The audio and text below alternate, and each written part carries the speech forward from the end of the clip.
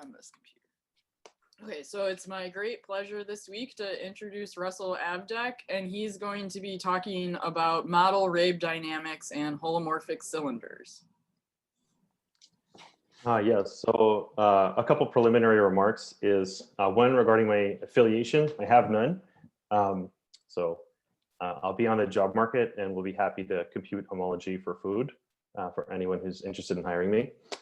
Two, as Joe sent out the email today, I've been working in tech for an industry for the last few years. So if anyone's interested in,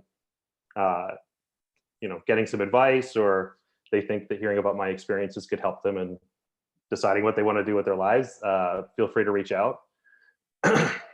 And thirdly, I just wanted to thank Joe and Jacob for putting this seminar together. It's been a lot of fun and a great learning opportunity. So the title for today, as Joe mentioned, will be Model Reeb Dynamics and Holomorphic Cylinders. And the goals for today's talk will be, one, to develop some intuition for studying Reeb dynamics with connections to Morse theory. Two, we'll explicitly describe some J-holomorphic curves in a kind of sandbox environment. And this serves the purpose of, one, being useful later. Two, if you're maybe uncomfortable with some abstract phenomenon, we'll see it spill naturally out of the analysis.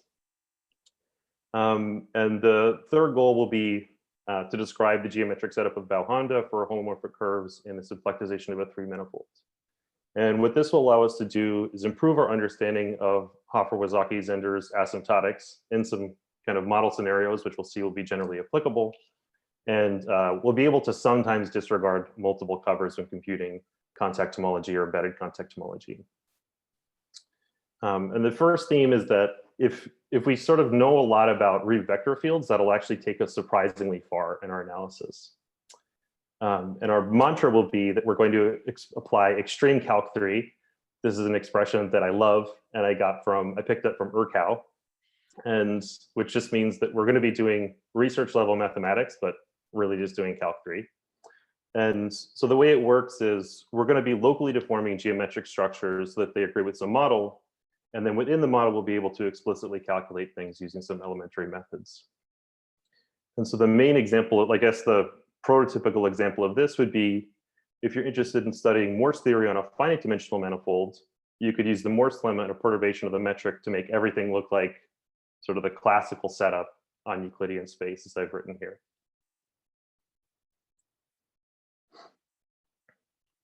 So the caveat is that extreme calc 3 can't solve all of your problems. So for example, if you're interested in some global analytic properties of your problem, such as transversality in the Morse example, you're still gonna have to rely on some global analytical methods. However, the local models we're gonna work with today are often gonna be enough to work through some interesting applications, which I'll outline. And because we'll be doing a lot of calculus, there's going to be a lot of computationally intensive results. I'm not going to carry out the computations, but obviously you can read the references and check that out. Anything which isn't explicitly in the references, then that's, I guess, homework. Getting into notation, obviously if you've been here for the other seminars, there's been a lot of debate as to what is alpha and beta. So today, alpha is going to be a contact form on a 2n plus 1 dimensional manifold. And most of the time, it's going to be 3-dimensional. So if you're uncomfortable with something higher dimensionally, you can just pretend n is equal to 1. Beta is going to be a Liouville form on an even dimensional manifold. And I'll describe what this is in a minute. Gamma is going to be a closed orbit of the Reeb vector field R of alpha with action fancy A. And n of something is just going to be in a tubular neighborhood of a thing inside of M. And throughout, this is probably the most important thing, is that gradient trajectories will point upwards. And everything, so there'll be a decent amount of pictures, and in all of the pictures, whenever something is red, that means it's a gradient flow line. So let's review some gradients and Hamiltonian vector fields. So a Liouville domain is a manifold equipped with a 1 form whose differential is symplectic. And in such a scenario, the Liouville vector fields is just obtained by plugging that vector field into the symplectic form, getting back the one form. If we have a function on our manifold, we define the Hamiltonian vector field by plugging it into the second slot of the symplectic form, implying that we'll get back the derivative of the function. And if J is a almost complex structure which is compatible with the symplectic form on W, then we get this Riemannian metric with respect to which we can compute gradients. And then the Hamiltonian vector field is just rotation of the gradient by 90 degrees. So I guess at least in 2 dimensions, we can understand everything about Morse theory and Hamiltonian dynamics at small timescales by looking just at these 3 pictures. Everything is not everything, but you can get pretty far just understanding these 3 pictures. So of course we have an index 2 critical point of a Morse function. And in this case, all the gradient flow lines are going to converge into the critical point, and the Hamiltonian vector field will spin clockwise around the fixed point. For an index 1 critical point, the Hamiltonian picture is just the Morse picture rotated by 45 degrees. And for an index 0 critical point, it's just the opposite of the index 2 critical point.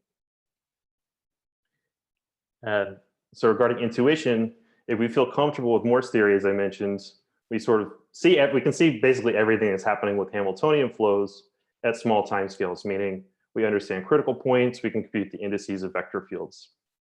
And what I'll be talking about next is how can we bootstrap this intuition up to understanding Reeb dynamics.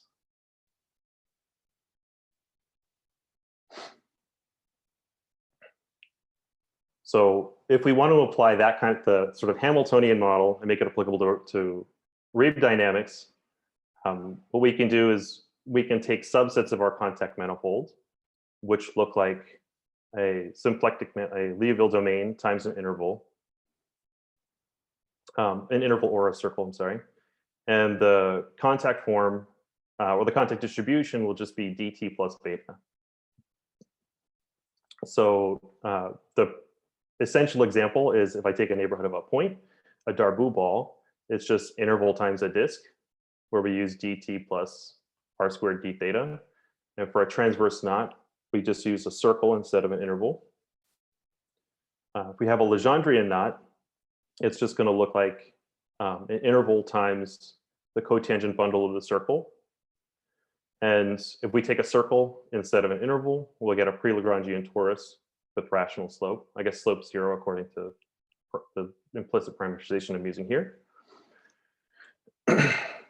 And using this contact distribution, any contact form on this submanifold of maybe our bigger contact manifold is going to be some function times dt plus beta.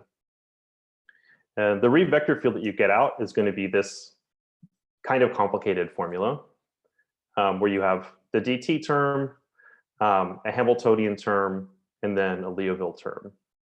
And so of course, because the function the big H function is arbitrary, you can imagine that the dynamics can be extraordinarily complicated. And I think sort of a nice example to play with is if you just take R3, which you can identify with R times the Liouville form on R2, then and you take a radially dependent big function big H, you can produce some contractible orbits pretty easily. Any questions or anything so far?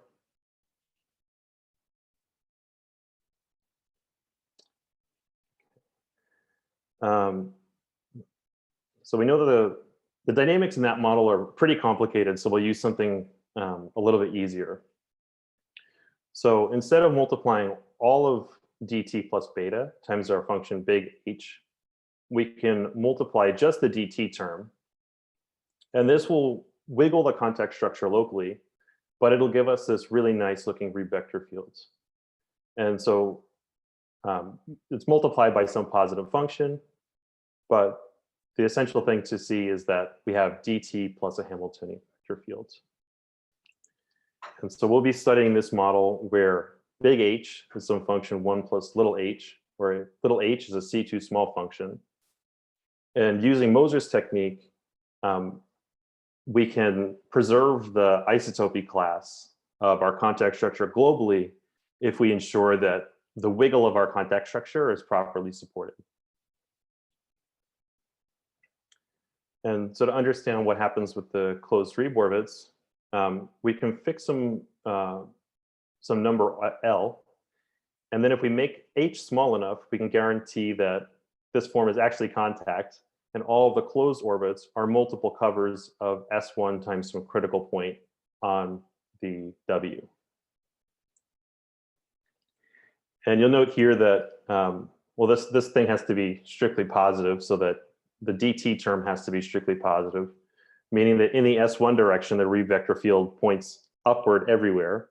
And so we have no contractible orbits. And so using this correspondence between critical points and closed Reeb orbits, one would probably guess that the gradient flow lines on the base W determine holomorphic cylinders in the symplectization of this identity mapping torus. And so we're going to pick a nice complex structure so that this is actually true. Or maybe it's always true, but it's much easier to see. So the almost complex structures we'll be using are what we call alpha tame complex structures. And this means that J is S invariant, and I'm going to use S for the symplectization direction. There's some positive function F such that J rotates ds onto some multiple of the Reeb vector fields. And there's some two-plane distribution which is preserved by the almost complex structure on each slice. So, so it's preserved by the almost complex structure, and then it's compatible with D alpha and J.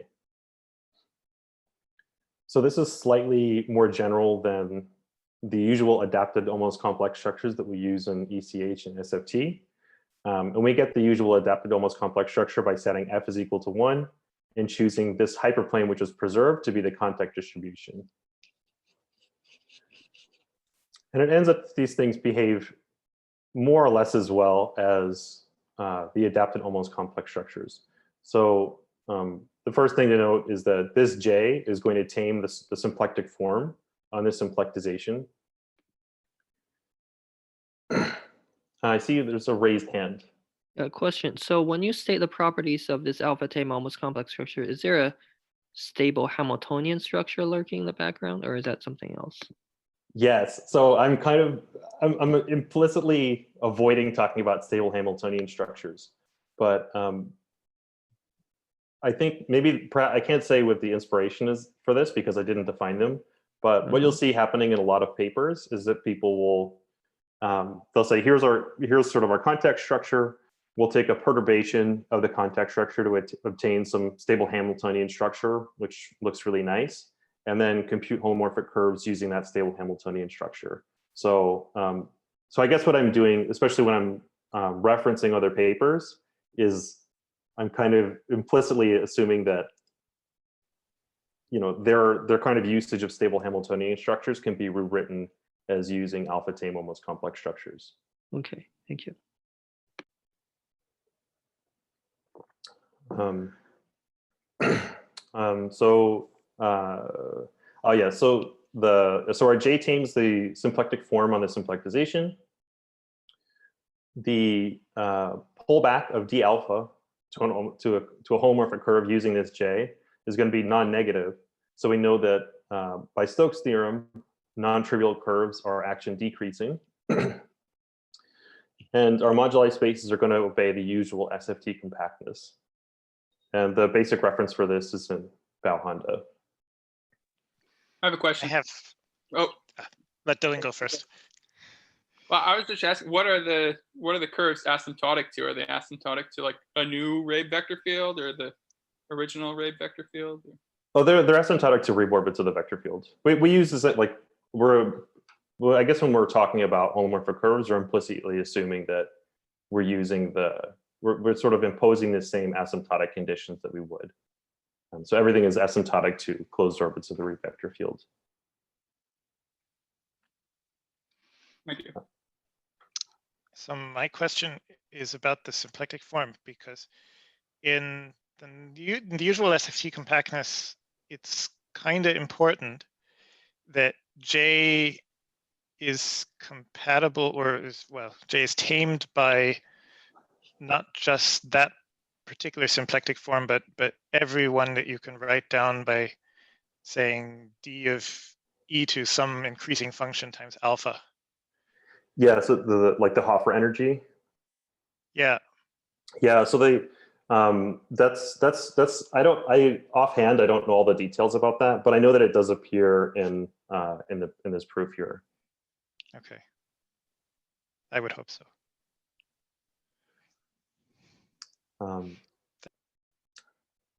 Any more questions? Okay. So the main benefit of these objects is that it's kind of the point of why I'm talking about them today. It's often just much easier to write down explicitly what holomorphic curves look like using them in a local model. So the example we're going to work on, and this sort of came up at the end discussion of a seminar a few weeks ago, is talking about holomorphic curves in R times S1 times W. And so again, we'll use our friendly H, which is 1 plus little h dt plus beta. And we know what our Reeb vector field looks like. So here we're going to use this alpha tame J, which rotates ds to dt minus xh. And our preserved subbundle is going to be the tangent space of W. So it's straightforward to calculate that if I have a map from a Riemann surface into the symplectization of this S1 times W, it'll be holomorphic if and only if the projection onto the R times S1 cylinder is holomorphic.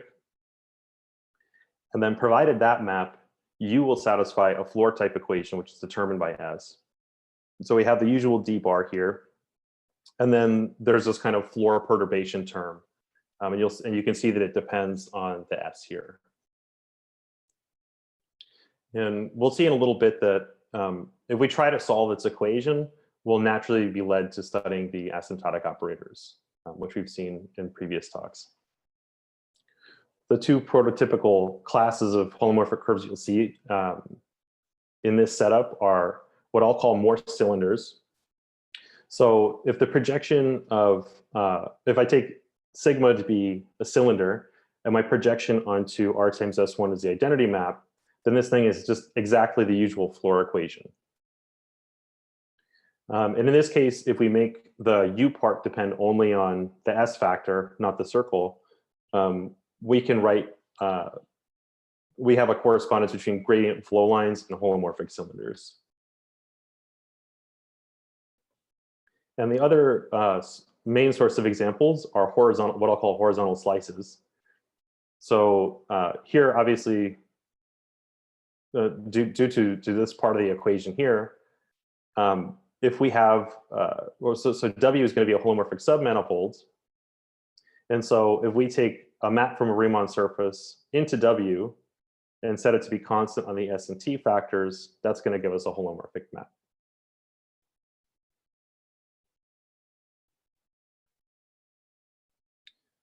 So I'll get into some applications. The first round of applications is producing examples of known phenomenon. So I think this is really useful for kind of if I'm learning a new technique or abstract result, I'll say, oh, can I produce examples of this where I can see the phenomenon drawing pictures? So first, we can see SFT compactness for some of these Morse cylinders, just as Morse trajectory compactness on like a surface. So here's like a variation on the heart-shaped sphere that you'll see when you're learning Morse theory. And we can take a sequence of index 2 flow lines between some critical points on the disk, and it will break into a pair of index 1 flow lines. And then you can also see some more spot degenerations. So if I take a Morse function on the annulus, which has this critical submanifold being the center of the annulus, then I can perturb the Morse function a little bit, and I'll get some flow lines between the newly created Morse critical points. And this is exactly what shows up in Bourgeois' thesis.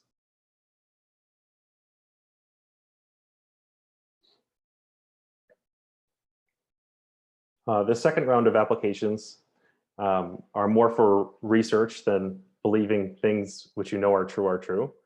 So a lot of what I talked about in the previous setup, I took from this paper of Oliver Faber, where he uses stable Hamiltonian structures with the same exact J to compute the contact homology of these identity mapping tori. And then again, this is using the big H is equal to 1 plus tiny h. If we let big H get far from 1, then Hutchings and Sullivan use a similar setup to compute the ECH or PFH of some mapping tori.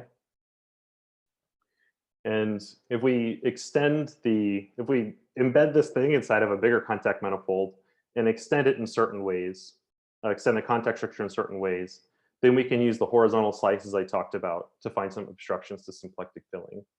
And this is in some papers of Chris. So we'll spend the rest of the talk just discussing the easiest case, which is the case of a disk, where our function big H has a single critical point at the origin. And this will give us the L-simple setup of Bao-Honda, which gets more specific than the Hoffer-Wazaki-Zender setup.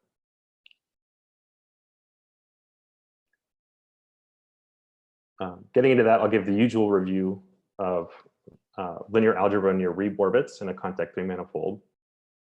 So if I have some closed Reeb orbit gamma and I take a framing along it, this allows me to, using the linearized flow along the orbit, assign a path from some interval 0 to the action of gamma to SL2R, which is just a symplectic group in 2 dimensions, with the endpoint of this being the point created return map. And because I don't want to write fancy A a lot or deal with complicated notation, and we're only going to be working with a single Reeb orbit, I'm just going to set fancy A is equal to 1. And so using just, classification of conjugacy classes in SL2R, there's 3 types of Reeb orbits: elliptic, positive hyperbolic, and negative hyperbolic, where our conjugacy classes are respectively rotation by some angle, a stretch in one direction with a shrink in the other direction, or a stretch and a shrink followed by a rotation by pi. And as we've probably seen before, or we might be familiar with, is that multiple covers of Reeb orbits can behave kind of strangely or pretty nicely, depending on if we're working with elliptic or hyperbolic Reeb orbits. And so what I'll do in the following few slides is describe all half cylinders asymptotic to a positive or a negative cover of gamma in some model. And I'll explain the scare quotes in a moment. And we'll just be using a simple model, which is our framing is just dx dy on a disk. And h is 1 plus some quadratic function on the disk. And again, we'll be using this really friendly alpha tame almost complex structure that we discussed before, with j just rotating dx to dy. And so I'll get into some of the details around what's going on with elliptic orbits, and then just kind of state the end of the analysis for the other cases.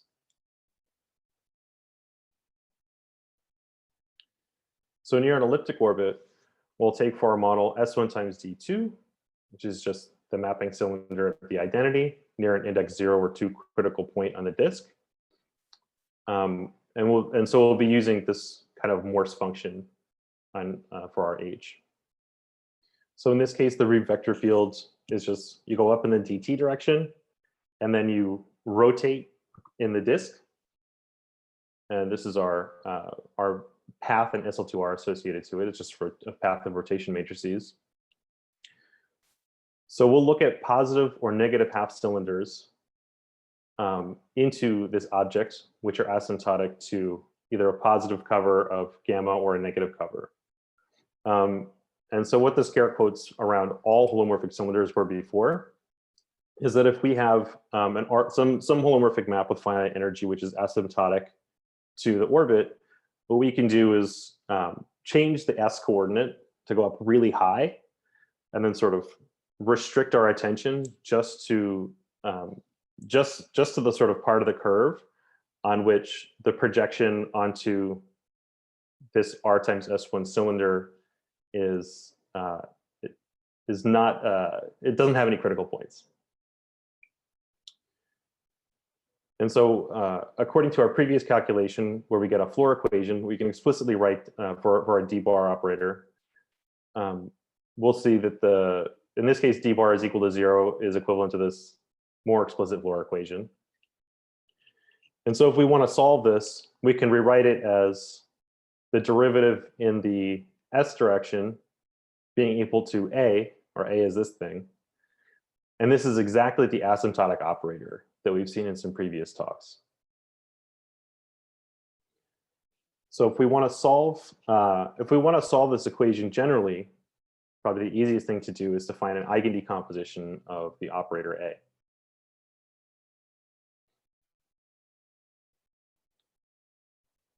So that can be carried out just doing some linear algebra. In Bao and Honda's paper, they work out the details. And the end result is as follows. So for each natural or for each integer, we have an eigenvalue, which has a two-dimensional eigenspace spanned by eigenfunctions of pointing number n. And so all positive cylinders whose domain is 0 to infinity times s1 will be of this form, which we'll call our Fourier decomposition. And you'll note that here in order that this term, e to the lambda s, shrinks to 0 as we go off to positive infinity, all of the lambda n's have to be negative. Likewise, for negative cylinders, our s term is going off to negative infinity. So this tells us that in order that the e to the lambda s term shrinks to 0, we need all of the eigenvalues to be positive. And so you'll note that here this is the same thing as Hoffer-Wazaki-Zender, except there's no error terms. And if we don't like formulas and prefer looking at pictures, I'll describe some. So if we look closely at our orbit, we'll see that, again, the Reeb vector fields, this goes up and like rotates around some cylinders, which are concentrically stacked around the orbit, which is at x and y is equal to 0. And so if we take a holomorphic curve, which is asymptotic to plus or minus gamma, we can just project the curve down to 3 dimensions so we can see it, and then take the intersection of that holomorphic curve with one of these concentric tori. And that'll give us some curve, which I'll draw in thick red. And so what we can see, just looking at the previous formula, is that only the leading asymptotic, meaning the one whose eigenvalue has smallest absolute value, only that matters in determining the slope of this curve. And so here's some examples which I've drawn. And in each of these cases, the x's indicate how you glue the torus together. So in each of these cases, the little black lines are going to correspond to the projection of the Reeb vector fields onto the torus. In all of these pictures, we have it. If we take the intersection, or if we take R and we take a holomorphic curve, they have to intersect positively, or have to be positively transverse according to intersection positivity. And just from that information and a given slope, we can tell whether a curve has to be positively or negatively asymptotic to gamma. And one thing that you might note is that for this curve here, which has infinite slope, winding number 0, this is exactly one of the Morse trajectories in the disk, which are approaching the critical point.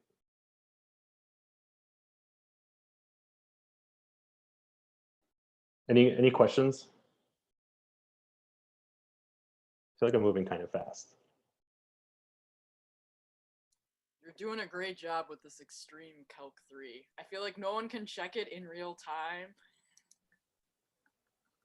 No one can make sure that I'm not wrong. Yeah, but these pictures are really helpful. I assume you made all of them for this talk. Yeah, of course. Thank you. Yeah, so we can play the same exact game with hyperbolic orbits. And so if we take a model for our hyperbolic orbit to be this mapping cylinder near an index 1 critical point of the disk, we'll get this nice symplectic matrix for our path of matrices. And we can look at the Fourier decomposition again to well, the eigenspaces of this operator A. And we can order all the eigenvalues on R, and there's no 0 eigenvalue. And what we'll end up getting is that the eigenspaces which are close to 0, these will be one-dimensional, and they'll be spanned by these Morse half cylinders, which are approaching or leaving the critical point. And if we draw the corresponding curves on this torus, we'll see that anything that has winding number 0 comes in a two parameter family. And so why is that believable? So if I take the unit circle in the eigenspace, that'll give me a circle of holomorphic cylinders. And that means that we'd be able to rotate this curve on the torus this way. And you can see that that's pretty feasible according to intersection positivity, because I can always draw a curve of this slope which positively intersects these lines. However, for these one-dimensional eigenspaces, that doesn't work out.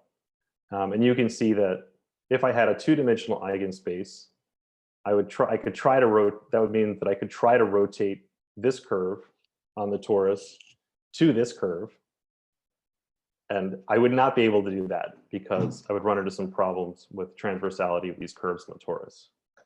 So at least this is, I don't know if any of this is helpful, but it's kind of the way that I intuit how this works.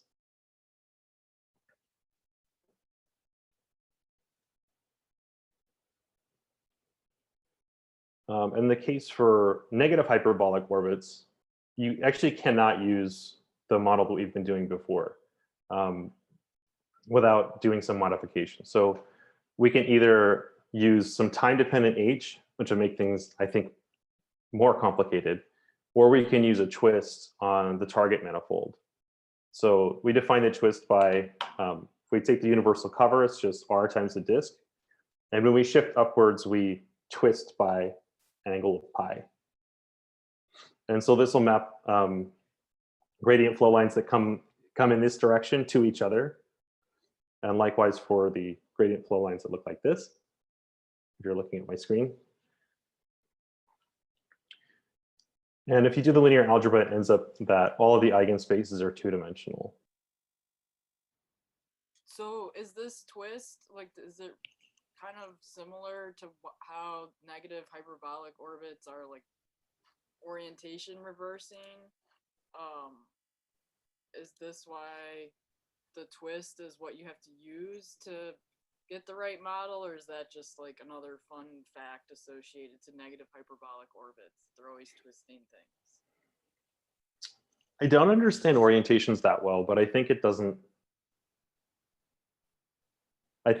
directly fall out of this.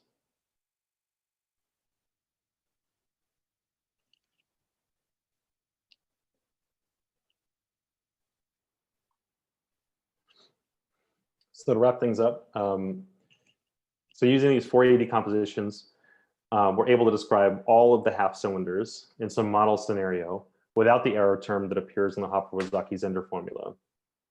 And the reason we were able to do this is because we picked this really nice h, which was essentially a quadratic function, and we used this really nice j out of the neighborhood of our Reeb orbit. So what's the use? According to Bao and Honda's paper, we can apply this model in general using a kind of direct limit. And so the statement is that if we have, if we pick some L bigger than 0, and we pick a contact form, then we can pick a very small perturbation of the contact form such that all of the Reeb orbits with action less than L will now have neighborhoods agreeing with the above models. And so what you do in practice is take some kind of direct limits if you're interested in computing SFT or ECH. We take a sequence of L's going off to 0 and consider perturbations on smaller and smaller neighborhoods of our Reeb orbits so that we could compute everything under an action threshold. And going further, we can even assume that all of the orbits below an action threshold are hyperbolic, which I'll explain how to do now.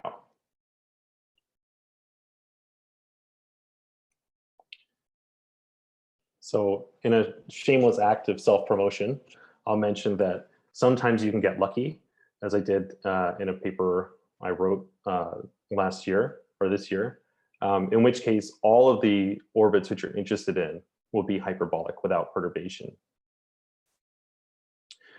But sometimes you're not lucky. And if you're not lucky, I'll explain how to get rid of the hyperbolic orbits. And this is worked out in a decent amount of detail in HF equals ECH1. So the technique we're going to use is a period doubling modification. And we'll start off in our unperturbed scenario in a case where we have our Morse function on a disk, which looks like an index 2 critical point. So everything is just rotating about the origin, where we have this one fixed point by some irrational number. And we can use a time-dependent Hamiltonian perturbation to turn this into the picture on the right. And so this looks like the old picture far from the origin. And close to the origin, we have a fixed point and these two teardrop regions, homoclinic orbits. And so what happens is, as we go upwards in the t direction, it interchanges the two teardrops. So we can see that looking at sort of the endpoints of those homoclinic orbits, they get interchanged in such a way that the origin is now a negative hyperbolic orbit whose action is approximately equal to 1. And now we want to show that except for that orbit, everything has action too big to be of consideration for orbits under, like actions under a certain threshold. So everything inside one of the teardrops, well, it has to go around the S1 direction at least twice because it needs to, because we're interchanging the teardrops as we go around the S1 direction once. So this tells us that everything inside of those has to have action greater than approximately 2. And likewise, circles which are close to the teardrops will roughly rotate around with angle pi, whereas everything out here rotates with angle less than pi. And that tells us that everything between the teardrops and the boundary circle rotate with angle less than pi. And so again, everything has to loop around the S1 direction at least twice in order to form a closed orbit. And so what we've done is we've arranged that all of the hyperbolic orbits within a neighborhood of our Reeb orbit now have action at least 2. And we've replaced the elliptic orbit which we were interested in studying with a negative hyperbolic orbit. You said that the contact form is, the change to the contact form is C1 small, right?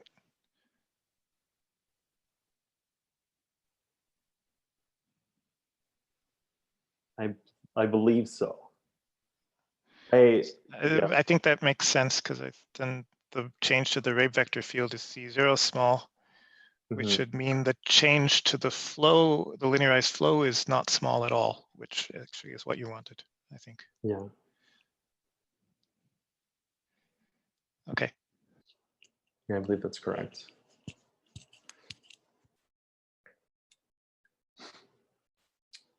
So now that we've done all this work to get rid of these elliptic orbits, we can ask, what's the utility of that?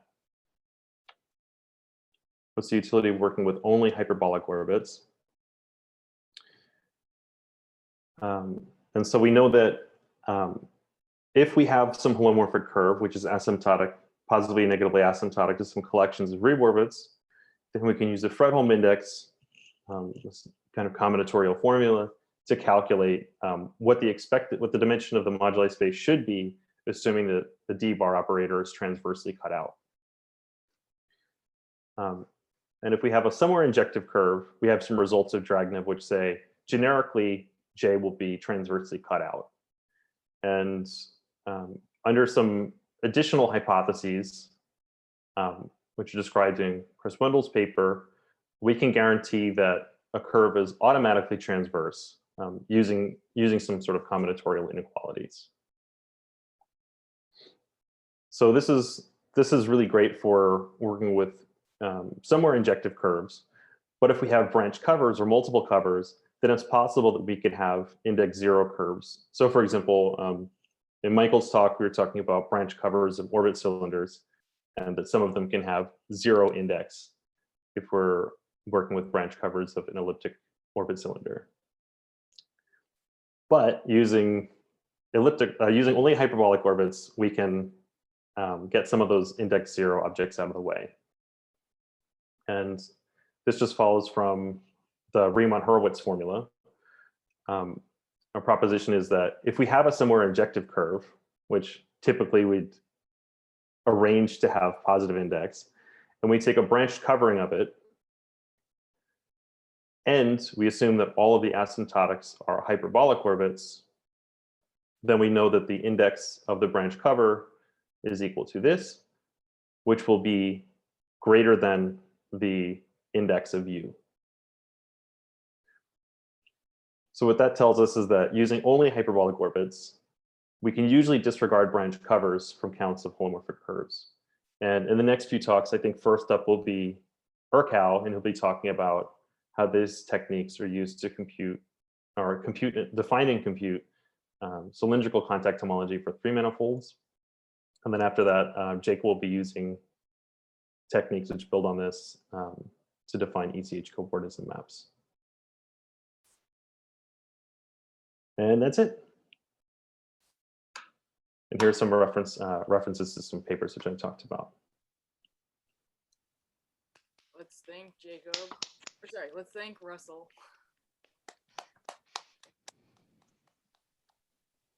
And then let's see. Does anyone have any quick questions they want recorded, or should we just switch to stopping the recording and ask questions? I have a quick public service announcement. That's acceptable. The letter C in Polish is pronounced like TS, so that makes it Wysocki. Wysocki. I'm glad we got that recorded.